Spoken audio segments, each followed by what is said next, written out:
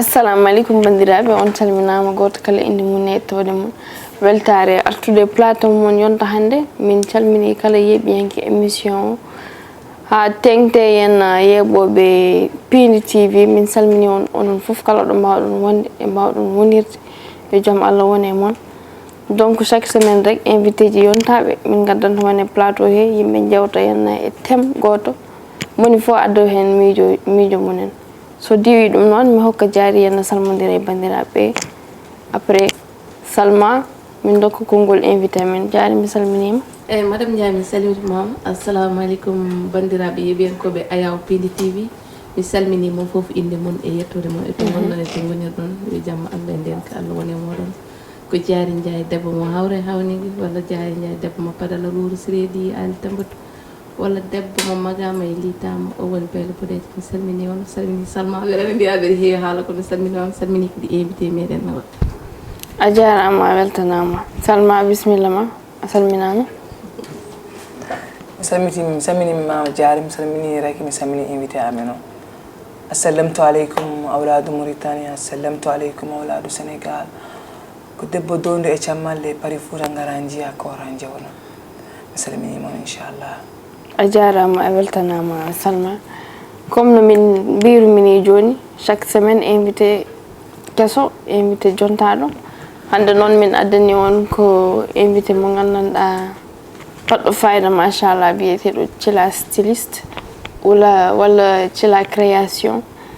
mi hokka mo konngol tan o salmodira e bandiraɓe Thilla mi salminima mi salmitimama mi salmini onon fof wonɓe ɗo e plateau he kadi mboɗo welti kadi invitation he quoi mi salmini onon fof mi yiɗino arde ɗo mais mata ko hande Allah foti quoi mi salmini kadi kalto neɗɗo wawi wonde e kalto styliste wawi wonde taw ko Haalpulaar mi salmini ɗum quoi mi salmini wajiɓe foof machallah a jarama a weltanama Thilla mo woni Thilla Thilla ça veut dire Thilla ko village amen wiyete Thilla quoi Thilla jeeri Mbeelu Hayre woni ko banggue Mauritanie ko ɗum addi initiative o quoi ɗum innirmi ɗum logo o pour kadi wuuro ngo wawa andede kadi mboɗo mi titoro kadi to gummitimi go quoi neɗɗo to ummi fof toon titorto ɗum takam indir ɗum Thilla quoi machallah holko wonma inspiré ha natɗa e oɗo métier non ɗum waɗi kam inspiré ko temps corona o puɗɗimi nadde e ɗiɗo Afrique mboɗo ñotanno comci rewɓe tewɓe suuji en korñel en ɗiɗon mais corona o ne liggey o dartinde nden puɗɗimi ñodde ɗum ɗon mboɗo totta sehilam o minen jadano quoi mi ñotantami tottamo ɓorno joni noon yimɓe mbatti yiide ɗum ene mbiya no yooɗi mbimi pourquoi pas créé propre entreprise am mi waɗa logo am mi watteyede affaire o quoi pour ɓeydo yaaji koye corona he puɗɗimi affaire o quoi mais vraiment guel puɗɗima kam nice mbiɗa yiya hen hooram kadi normal machallah batta ko inspiré wu tan ñoota walla neɗɗo arat hokkuma hen modèle mon ñotana ɗum walla non ça dépend no waɗi ɗiɗɗi foof ne waɗi mo ganduɗa tottami ko modèle mi ñoota modèle o ne waɗi ko ganduɗa kadi ko mami taƴi wutte ha parde inspiration o ara walla somi fayi ɗum e machine ko nden inspiration o arata yiyam quoi nden gandam ko jiiɓi wadde ko eyyi won hen kadi tottat kam haaliss men tan mbiya ƴeew ko jiɗɗa mbaɗa quoi an andi eyyi kadi kala nde mbaɗmi kadi jomum waɗat apprécié quoi machallah aɗa ñotana artiste ɓe ko heewi walla eyyi mboɗo ñotana artiste puɗɗimi ñotande ko authentique on guiɗimi jokkodirde quoi machallah yante Brems Absen climat ɓe l'enfant passé sa dippe eɓe nan kanko advance mi ñooti ɗum quoi machallah ɓen puɗɗimi liggodir e Bowsi kadi kañum kam komi styliste mum spécial quoi machallah eyyi ne waɗi woɓɓe nan gara BMJ rapport uji olof ɗi kadi mbeɗa liggodiri mumen machallah an kay wadde machallah ka jontaɗo non non ɓuuri yantede ɓornimi ko ko ɓorni ko kanko rewɗo de machallah e kam ɓornin kam gila dow ha less hande kay machallah o jii bayre boɗe jerti ko affaire kaane yagal hande komi kaana hande fof ko kanko rewɗo a Salma min horam de ma wannam hen donc ɓurɗo jaaro yodde non inchallah nandiri min de hoto nandiri min ni non nandata so Allah jaaɓi inchallah ɗum ne welami min mais Thilla mbeɗa joni Raky wima aɗa liggodira e artiste aji kewɗi sabu kala ɗo ɓe fof koye yimɓe jii ko waɗoɓe kala ko ɓe ɓooni ko waɗi aar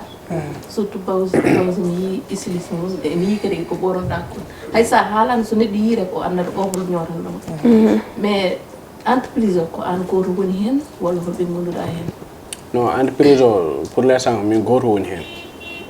min goto liggoto fof mais mboɗo yiɗi kadi ɓeydude yaññode ɗum dañde taw ko place mo ganduɗa taw ko exposition aɗa neɗɗo kadi saɗa fuɗɗo il faut mbara seesa quoi kadi a wawa ummade tan mbiya aɗa waɗa ɗum ni tan carrément quoi il faut mbaɗa kadi ko iskile quoi seeɗa jarata hani jettiɗa ko jiɗɗa to jiɗɗa to foof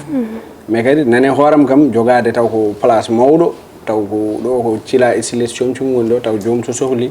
wona mboɗo yaha Colobane mbo soodi attiti taw arat tan ƴetta quoi on affaire nane koye amen te inchallah emin jiiɗi wadde ɗum réalisé quoi nen hen koye projet on kam min goni inchallah so Allah jaaɓi kañum yimɓe jii kala ko ɓotiɗa wonta couleur goto ko mélange wona fanda almudo kañum a yahat e balsaji tubkoɓe walla a dal a yahat goɗel fof coɗa ɗum banggue muɗum tan gadda walla non affaire o won certe ɗum ɗo koye contenaire uji garata ko jogui maire uji mo ganduɗa spécial kala dañi moftanto kam somo ari tan mi totta ɗumen haalis mi ƴetta mi nawa par morceau ne waɗi morceau ji comme ɗiɗo morceau ji mi waɗi hen wutte touba taw morceau ji ɗiɗo ɓooli a faami ɗim kam min fof gandi ko fular quoi fular woni tupak haɓɓanno e hoore yo noon affaire sa yi kadi ande so tawi ka utilise a jogui hen idée ji goɗɗi kadi mi sooda après mi ƴeewa idée jam min mi fawa ɗum mi waɗa hen quoi mais joni a oppi ñowtol comme vaccine en non mi woppani somi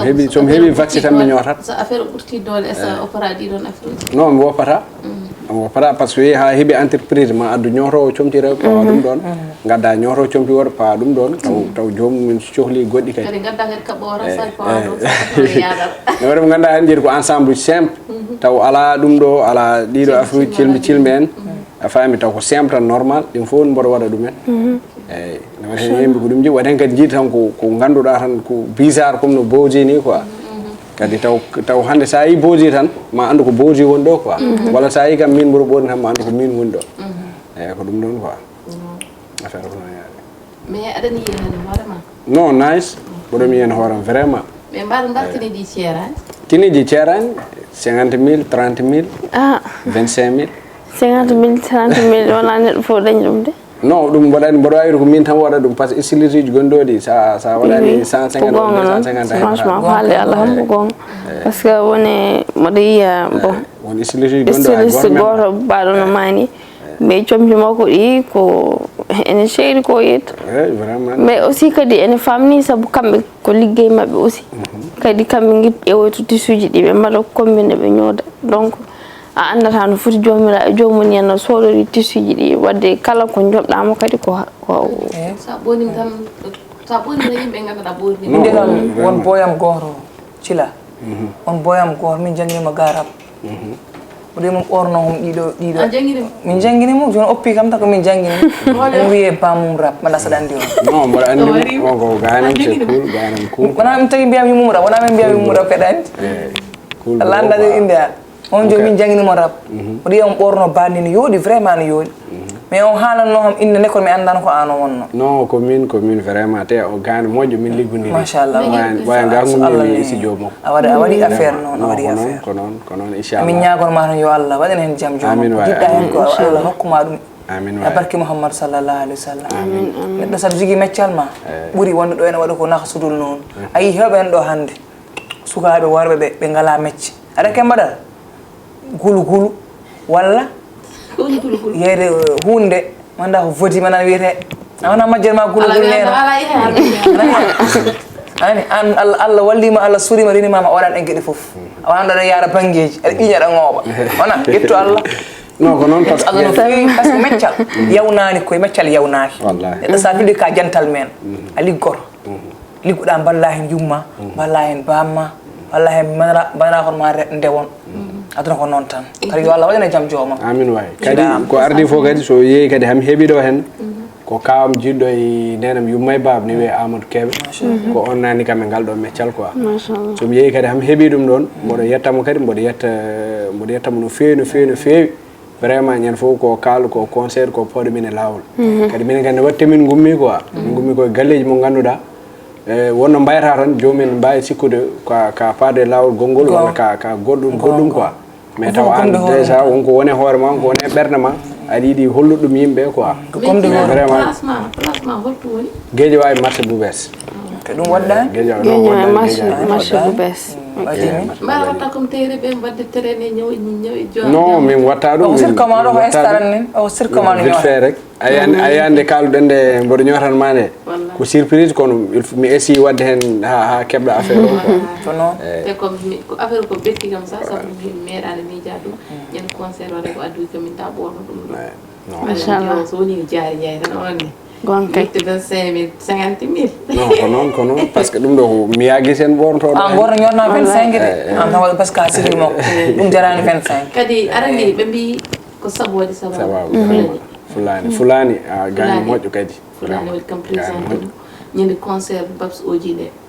o haalni kam tewe fulani kala ko moƴƴi so yi o addana kam mo meeɗa addande mo kojjur hay somi dañi probléme invité somi noddi fulani o totta kam ɓoy kam invite kaari te kadi mo waddatan ɓe kadi wona bonɓe sabu somi haali jomumen kewa diddinde mbiya tan ko ok ƴef toujours belɗom min ɗum ɗo fulani kañum mbeɗen ñagonoma hen Allah a jarama a weltanama fulani kam ɗiɗom machallah non fulani ko neɗɗo moƴƴo min mboɗo wawiwde hannde haalpure feccere hen ɓurno mi waɗa ñotan tan ko jolfuɓe tiktikor uji mais feccere hen hannde haalpulereɓe hannde ko kanko waddi kam samita l'enfant passé ñotami ɗum mais kanko waddi kam mum quoi mais vraiment ko gani goɗɗo moƴƴo kadi yimɓe ne poti toppitademo ko fate e gueɗe haalpulereɓe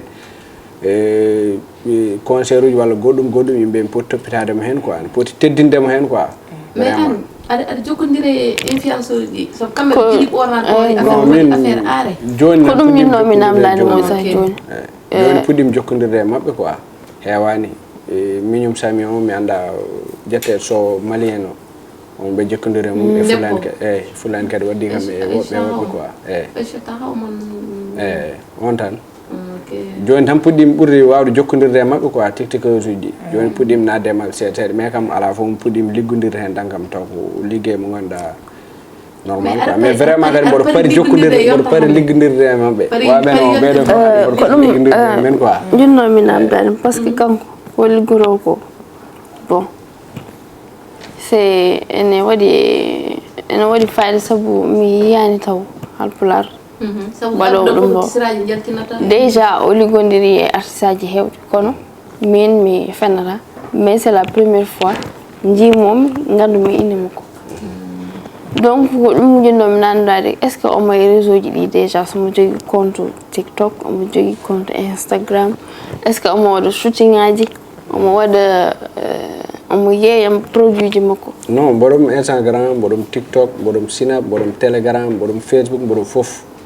ko THLC Thila style Thila création fof mboɗom toon mboɗo waɗa shooting mboɗo waɗa tout clipaji mo ñotanmi ɗumen ɓe fof mbaɗnano ɗumen hen l'enfant passé clip bowsi clipaji goɗɗi nan gara fof ko min ɓe kamɓe est ce que haɓe mbaɗma promouvoir non e mbaɗen promouvoir vraiment e mbaɗen promouvoir quoi e mbaɗen promouvoir carrément kadi ɓe gadda haalis e mbaɗa promouvoir machallah tottomo haalis waɗanma publicité kam on ala ko wawi waɗande mo goɗɗum quoi vraiment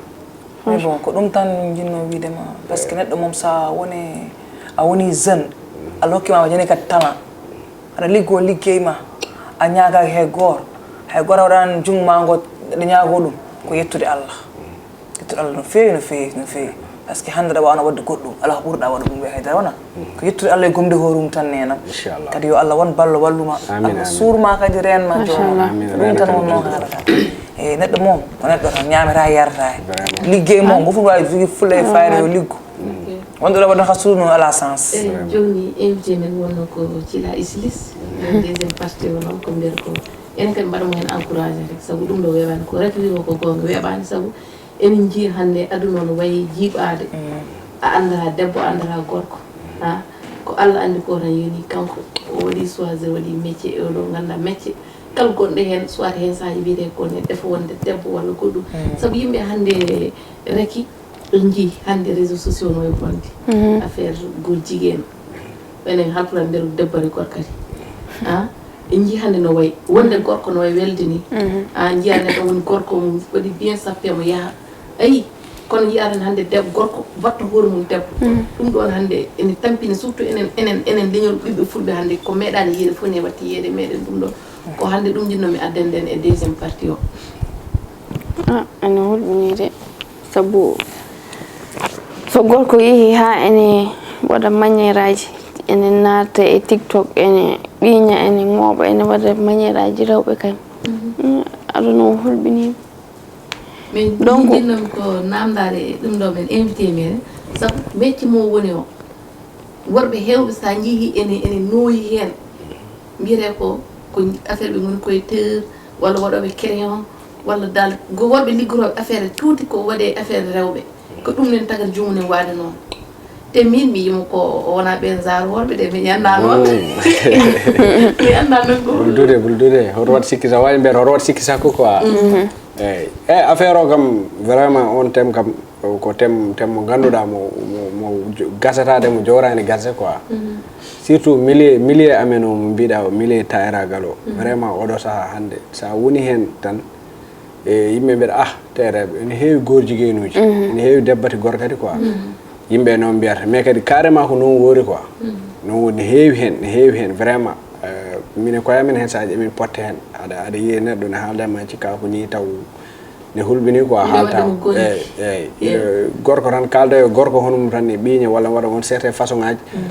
ɗum noon kam aɗa andi gorko jeeya ɗum quoi te vraiment ko kalɗon ko ne heewi milieu amen hoy quoi ne heewi milieu ɗum waɗi min kam ɗum ɓeydi nandema ngal ɗo meccal ga ɗum ɓeydi nandema hen quoi choisir oɗo côté quoi eyyi par ce que so neɗɗo yi kam tan mboɗo yaha kam ma andu kam ko gorko yahat ɗo hay goto jawodirta quoi ma andu kam vraiment gorko yahat ɗo quoi mi yahata mboɗo ɓiiƴa mi yahata mboɗo mi foppata heesal mi watta rocci mi watta e dara naturel rek quoi eyyi sa tum soodi diw so fuɗɗimi wadde ni seeɗa tan mi woppan eyyi mi wasa foppade ga ɓuuri eyyi par ce que normalement neɗɗo kam kadi wonko Allah haali hen quoi eyyi yimɓe fof no gandi gorjiguen moƴƴani eyyi yimɓe fof no gandi moƴƴani ande gona gorko Allah wanma gorko adduma e aduna change a hoorema mbatta hoorema debbo walla kadi gona debbo kadi mbatta hoorema gorko min kadi min ñanden mi jooɗi hakkillam ni ene miijoyi ɗum noon mbi pourquoi worɓe wattu komunen rewɓe ene jenne en piye même chose kadi e rewɓe pour ɗum kamɓen ɓe mbatta maltraité comme no worɓe mbaɗirani saabu kamɓene ɓe wattu koye maɓɓe gaso manque men saabu kamɓen ɓe jaltita e worɓe jaltita koye rewɓe kono ko même kamɓen nendi même chose jaari kono sa kaasi ɓeeɗo noon aɗa foti kaasi heddiɓe kono kamɓe ɓurɗen wadde favorisé e ko worɓeɓe eyyi min ɓoyinno hen haalde hen seeɗa tan e nder haala ma mbiɗa au plupart liggoroɓe istis walla waɗaɓe goɗɗuɓe ko mbaɗa koye mumen rewɓe taw ko worɓe ɗum mboɗo sikki tan ko an gorko woni mo gomani hoore mum neɗɗo mecca wattake change ude min de ko ɗum ɗon ko miijam kalami de miijam neɗɗo mecce fof mo jiiɗa debbo no waɗa tayragal est ce que tawi mo wonde gorko ɗum ko wasde gomde hoore mum gorko waɗa mum gorko debbo waɗa hoore mum debbo ay Allah subhanahu wa taala kongo anta wonma gorko ko gon tawi orma debbo o change hoorema pour nde métier ma mbiya yiiɗi jande hen pause mbaɗa hoorema debbo gorko mbaɗa hoorema debbo pour mara rewɓe ɓe gaara ma noon anana juuma e rewɓe aɗa waɗani cikka ɗum hokkanma pause aɗa wiya yimɓe ɓe waɗi ɓeɗe gaara ma taw anana loro hoorema au plus par ɗum ɗo nandaɓe hen seulement hande rewɓe ɗum ɓe ɓuuri yidde de ɗum ala sens hande ɓen ɓe ɓuuri yidde yaadude ay sa ɗum kay ko ɗum mbiyanmami waɗoɓe caggal maɓe mbaɗanma jaayi ene jiiɗi tan ko waaɓe on tan jiiɗi kañumen waaɓe noon ɓe ɗum tan ɓen indi kam so Allah feren ka ɓeɗo mi ala e ma haaju hay kayma mi sotta min kam ko noon mbami mi ala e ma haaju jottami haala ma tuttorta homo min hey tuttoɗami waɗami abonné kam sami haalan aɗa fotta e jomum suuf tawa ɗum fréquenté men yiye moƴƴani yaafo en tan kon dal en ɗifi kulɓinade 40 jours sa juuri ni Allah to jooɗiɗo tan a jooɗima ɗon firti ko ono fof kon goto ono fof kon gorumdi ɗum ala normalement enen kadi neɗɗo kam sa woni gorko kam poɗɗa tan wonde gorko kadi eɗen ñaago Allah kadi enen sen ɓesgu men walla minira men monira men mbasa nadde hen quoi amin ɓesguji men aroji garɗo fof neɗɗo kam aɗa wawi jibini ɓinguel ma pawa ɗum poɗɗa fawde ɗum mais après change lawol quoi change lawol ala ko mbawɗa hen mais kadi kala yummiraɗo ne heeɓi yum fawi ɗum ɗo foti fawde ɗum vraiment won hen kadi jeeboto kadi ha ɓurta doole quoi ɗum fof nan hen affaire o kam ne heewi ɗo henno ko ate gasata yimɓe kadi ñaagui kadi Allah walla yimɓe kadi hunde e change tourno koye mabɓe ɓe gonta worɓe hewɓe hen a yiyani won rewɓe nan ɗo hewɓe nan ɗo ɓe mbaɗano ko boni natti wadde tuubi murnima ne kaala haala Allah worɓe kadi aussi noon quoi affaire o dal ko noon rek eɗen ñaagui jomiraɗo o quoi kañum wawi wadde hunde foof kañum kadi jogui en quoi enen haydara en mbawa e ñaagui kadi Allah walla en kadi walla kala julɗo foof kadi walla kadi kala haalpular to wawi wonde kadi surtout enen leñol men ngol affaire on fuɗɗi hewde hen quoi fuɗɗi hewde hen de trop eyyi fuɗɗi hewde jour concert min fof min jim payi hen an joni kala joni ko mbiɗa neɗɗo joni wawi ne ha ɓinguel ma ha feewa ene wawi min joni ko jimi ko min ko ni heeɓi ko ha feewi mais yummiraɗo jogui sihlum goto ko ɗum ko ɓeen yummiraɗo en jogui sihlum to ko goto jigui en ne waɗa fréquente e galle o cuuleguiren daara mañuruji gorko i ha mo watti wadde comme noon ɗum tagui waɓe noon waɗa fréquente aɗa bonna sukaɓe ma eɓe daara ɓe omo daaramo cuule ko yii ko ɗum ñambata mbiya an kam min hamiɗo ni taw an waɗi ɓen fréquente e nokku ma so ɓiire daarano waɗirta ni mañuruji ɗi ɓoye ɓinguel ma waɗa comporte comme konko neɗɗo ko boni woto ñimbo ko boni moƴƴi aduna hol gorko hol ɓinguel ngooɓa hol gorko hol ɗum ɗon ko anda o yawat ene haala ene waɗa garuwale wona gueɗe walla yaafo en tan gorko jeeya ɗum wona gueɗe gorko jeeya ɗum non mi yii ɗum wona hedde damal ɗo wallahi mi yii affaire uji quoi o wi affaire uji ɗi wallahi mi yii ɗum quoi mais mataw c'est n'importe quoi ne hawni tan kadi enen kadi eɗen gonde gueɗe gotel joom aɗa wawi jooɗade ɗo aɗa haala e tiktok e goto jiguen uji wayini watini mais sa yi joomum aɗa salmodira e mum aɗa haalda e mum firto kalta ko ala mais des fois ni won c'est que des fois kadi a yimɓe puynataɓe ɗi yimɓe ɓe ha ɓuuta ɗum waɗi noon kono so abonane compte joomum ala joomum haaju joñum change mais sa joomum ne waɗa holla ɗum ɗoɗon ko yimɓe taki ɗum di babaɗe mo haala hen o wi hol goto jiguen goto wi sa yi woni goto jiguen ko ala haalis yiiro saabu ɓen jogui haalis oyi kamɓe ɓe ndendini haalis mabɓe ɓe jii ɓe dokki goto jiguen o joni woni balle goto jiguen o rottiri on kadi oyi kankon o yaranta e ɗon o yihi goto jiguen o waɗi ɗum attaqué place muɗum o tawi ɗum to wi on yo artir haalis o oyi ha safat bonnat sarmoɓe jogonoɓe jimbudemo ɓene jagga e jogum o oyi on joni on pourtant il faut gandum ndene omone réseaux sociaux omo haala yimɓe ne jala e mbaɗa apprécié te ɗum ɗo min cikam nim kadi nokkude jomta waɗi amo woni hen en les sambo yimɓe dokki yimɓe balli muɗum mala yimɓe kay ko ɗum e joni yimɓe ballata joomum enen holken jeeya dal yimɓe pusata holken jeeya non yimɓe ballatma fof enen julɗo kalɗo julɗo ala halkular ala goɗɗo e goɗɗo yimɓe woɗani tan da on kay hay gona gujjo aɗa wujja aɗa fiya ñande fof hay ɓe gona julɓe ɓe sah jiiɗa goto jiguen hay gona gujjo ñande fof aɗa fiya ɓuuri gona goto jiguen kadi woni so jomum wiya wima mi ala liggey mi ala ɗum a ƴeewyani non so woni an gonɗa ko ƴewde tammo liggey mo liggorɗa on jogata tan jante aɗa jogata dañi an jaari won mawɗo kellifaɗo goto pa kongo joni wona paani ko ɓeɗon ko wajiɓɓe on rewde innene gaade hara ɗum tagi min mbiya rewde hen a fota sa rewde hen moƴƴani ko wajiɓɓe tan noon tan mbirami ɗum ko hunde joni noon o yiiɗa yimɓe ganda ko affaire nde o resi debbo to resi ɗo o wondaka debbo wala mum haaju haydara waddata mum ɓuuri wadde yimɓe tan e wullimo leydi par ce que wiye omo resi debbo ko wona hunde ni ƴeewi ha o pilipa annama ko hunde no wayi kala ko mbaɗa waɗa koko feeñat non ko feeñat ko feeñata debbo ni feññinimo yo ala mum haaju yallah suunen ko ma waɗande ma jalɗe wadde bandiraɓe hannde ko ɗum wonno émission amen yonta hannde invité amen cila styliste création o haali ko waɗi fayre gueɗe baɗe fayre moni fof yanno wadde ene foti wadde mo encouragé o daña doole o waɗa représenté halpulare ɓe leñol pularo e contenaji ɗi fof e aduna he fof inchallah wadde mi hokka mo konngol tan no waynodiri e bandiraɓe en tout cas dal min mboɗo welti hen quoi mboɗo wawi wiide c'est la première fois garme Pindi TV c'est la première fois garme télé quoi c'est la guila ɓammi liggade mi yeehi hay 2S kono mi meeɗa yaltude télé mabɓe quoi mi maro hande ko do Allah fodi dum quoi kadi hunde fof kala jiida tan watto rewrata quoi vraiment kadi mi weltima hen kadi mi weltima émission he machallah kadi mi weltima kalto bandam wawi wonde walla kalto haalpular wawi wonde mi weltima kadi yimbe wuro amen fof kadi mi yi kadi e ben jagga hen quoi wonde cila mi weltima kadi yimbe galla men be fof jaggube e ciagalam be kam fof mi weltima cila mboto garlol kambe fof mi weltini mabbe quoi mi e be jaggi hen no feewi kadi kambe de nyaagi duwaw kadi ballon badon duwaw Pindi TV be do mawnude quoi gongol tawto min garti do ko niveau goddo quoi inchallah kadi yama plateau weldi kat selam o do quoi Mamou Dem e mo veli neddo mojo vraiment gaane goto mo ganda baddo rar quoi webani hande o saham godden vraiment kalto mbam yargo min jara kalto jamma nyalo min meeda sertude hiri ko fo mo min jindir so yani kam mo noddam téléphone vraiment ko neddo mojo e selam ni Boubacar Baro ni jorno arde marawde hebani arde quoi on kadi min belti dum no feene on ko min gondi galle quoi danaka affaire o jonko jijam quoi mais away tuttude numéro ma après jiddo hebde mo fof numéro am 77 286 59 83 77 286 59 83